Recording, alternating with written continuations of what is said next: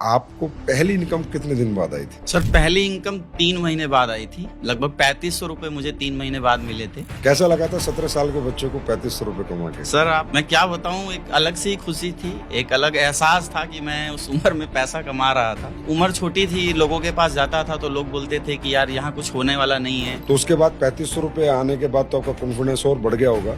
जी sir बिल्कुल। तो उसके बाद क्या अचीवमेंट प्राप्त किया आपने वहाँ पर? सर वो 3500 की इनकम तो बहुत ही मतलब कह सकते हैं कि एक पहली कमाई जो थी बहुत ही खुशी दी। और उसके बाद मैंने काम शुरू किया, क्योंकि एज छोटी थी, लोग जल्दी बिलीव नहीं करते थे, इसलिए एक लंबा समय लगा। चलता रहा, धीरे धीरे काम बढ़ता रहा। मुझे 6 साल लग गए लगभग 2500 का नेटवर्क बनाने में वहाँ पे। 6 साल? और इन 6 सालों के अंदर सर मैंने पढ़ाई पार्ट टाइम कर दी, क्योंकि जब आपके जीवन में आपको पैसा दिखने लगता है तो फिर उतना उसमें इंटरेस्ट रहा नहीं। और 17 साल की उम्र से लेके 6 साल अगर आप जोड़ें तो लगभग 24 साल के आसपास मेरी उम्र हो गई थी। बनारस में भी काम किया और बाहर रह के भी 2-2 महीने 3-3 महीने मैंने बहुत मेहनत की। उड़ीसा, बिहार में जा के रहा। मैंने सोचा यहाँ नेटवर्क नहीं बन रहा, शायद बाहर बन जाए। वहाँ मैंने लिस्ट बनाई, बहुत प्रयास और बहुत मेहनत की। और फिर एक चीज समझ में आई कि जब इंसान की उम्र बहुत छोटी होती है तो जिम्मेदारियां नहीं होती। तो मैं फ्री माइंड काम कर रहा था, लेकिन 24-25 साल की अवस्था में जाने के बाद घर की एक होप आपसे जुड़ जाती है कि आपने जीवन में क्या प्राप्त किया 6 साल के अंदर। तो अगर मैं पीछे मुड़ के देख रहा था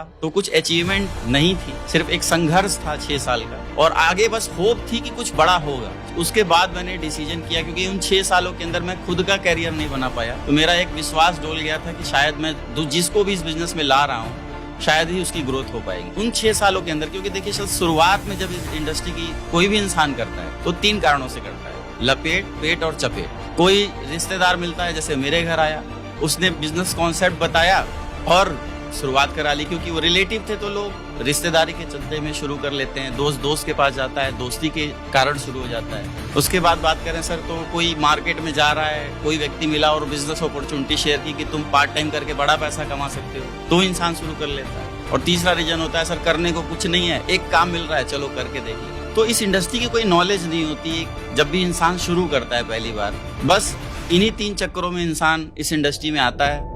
जिसको जो पहली कंपनी मिलती है उसको सही मान के वो काम करना शुरू कर देता है। तो मेरे साथ भी ऐसा ही हुआ। 6 साल की मेहनत के बाद, संघर्ष के बाद, पास में कुछ नहीं था, बस ये था कि अब उम्र हो गई है तो कुछ फैमिली के लिए करना पड़ेगा, अपने लिए करना पड़ेगा। तो मतलब आप अपनी 6 साल की जर्नी से और कमाई से संतुष्ट नहीं थे? बिल्कुल नहीं सर। तो आपको क्या लगा कि भाई वो 6 साल में जो आपकी ड्रीम थी कि मुझे यहाँ तक पहुँचना है, आपको क्या लगा, क्या चैलेंजेस थे वहाँ पर जिनकी वजह से आपको लगा कि आप में तो मतलब करने की क्षमताएं हैं, पर कहीं ना कहीं आप क्यों नहीं आगे बढ़ पाए? आपको क्या लगा कि आपकी कुछ गलतियां रही? सर 6 सालों में मैंने ये समझ में मुझे आया, जब मैंने विचार काफी किया, तो उन 6 सालों के अंदर सर संघर्ष में कोई कमी नहीं रही, कोई भी ट्रेनिंग मीटिंग मिस नहीं रही, सिस्टम में लगातार मैं बना रहा। लेकिन जो सबसे बड़ी कारण था सर, वो प्लेटफॉर्म था।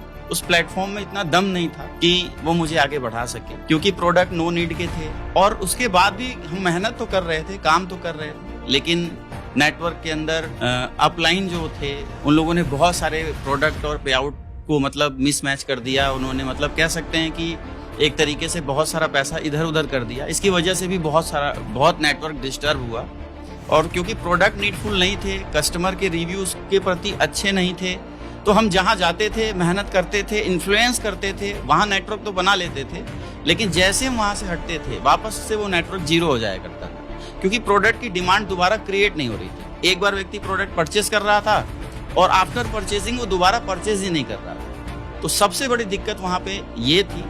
और सपने तो बहुत दिखाए जा रहे थे, अचीवमेंट भी दिखाई जा रही थी, लेकिन उन 6 सालों के बाद मैं इस इंडस्ट्री से तो काफ़ी नेगेटिव हो चुका था कि कुछ भी हो जाए मुझे दोबारा इस इंडस्ट्री को नहीं करना है, क्योंकि यहाँ पे सिर्फ झूठ बताया जा रहा है। कुछ लोग ही हैं जो सफल हैं, बाकी मैक्सिमम लोग असफल हो रहे हैं। मुझे ये लगा कि मैंने अपना कैरियर इन 6 सालों में बहुत खराब कर लिया।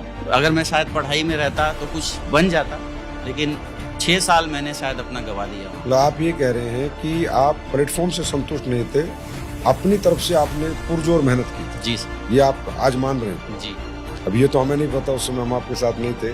अच्छा, ये भी पूछना चाहूंगा, जैसे 17 साल का बच्चा जाता है आता कैसे था लोगों को प्लान दिखाने? सर मेरे पास पहली साइकिल थी, घर से स्कूल कॉलेज जाने के लिए साइकिल थी। मैंने साइकिल से इस बिजनेस की शुरुआत की थी और उस समय एक बैग लेकर, फोल्डर लेकर लोगों के पास जाते थे और मिलते थे, इनविटेशन करते थे कि सर हमारे पास एक बहुत अच्छी बिजनेस अपॉर्चुनिटी है जहाँ से आप पैसे कमा सकते हैं, एक्स्ट्रा इनकम कर सकते हैं। लेकिन पहले इंसान उम्र देखता था और उसके बाद ही निगलेक्ट कर देता था। बहुत सारी ऑब्जेक्शंस, मतलब नो तो मैंने जीवन में 17 साल की उम्र से सुनना शुरू कर दिया था। लेकिन डायरेक्ट सेलिंग में खासियत है सर कि आपको हमेशा ट्रेनिंग्स और मीटिंग्स में पॉजिटिविटी मिलती है। जब आप जैसे लोगों को सफल होते देखते हैं तो आपको ये होप मिलती है कि आप भी कर सकते हैं। यही एक कारण था कि मैं 6 साल लगातार उस बिजनेस में बना रहा और जब मैंने प्रयास जारी रखा तो धीरे धीरे लोग आने शुरू हो गए और उनकी रेफरेंस से और भी लोग आने शुरू हो गए, जिससे नेटवर्क क्रिएट होना शुरू हो गया सर। अवधेश जी, ये जो कहते हैं ना साइकिल वाले आते हैं, ओडी के और मर्सिडीज के सपने दिखाते हैं, सब आपकी कहानी सुन के कहते हैं जी सर। कि ये, लेकिन उन्हें ये पता होना चाहिए कि साइकिल पे अवधेश जी शुरू हुए थे और साइकिल पे ही बड़े बड़े लोग, खासकर डायरेक्ट सेलिंग के क्षेत्र में, सब साइकिल और पैदल शुरू हुए थे और सबने सपने दिखाए भी और सबने सपने पूरे भी किए।